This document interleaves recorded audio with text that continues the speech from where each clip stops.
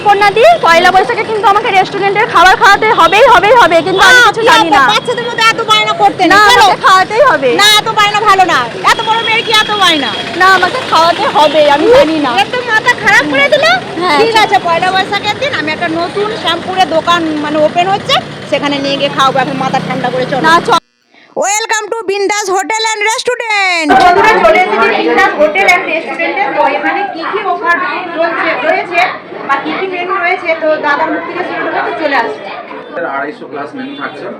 আর offer ওদিন আমাদের যেটা স্পেশাল চা আছে অমৃত চা, আর স্ন্যাক্স ওটা টোটালি ফ্রি থাকছে ওপেনিং এর জন্য।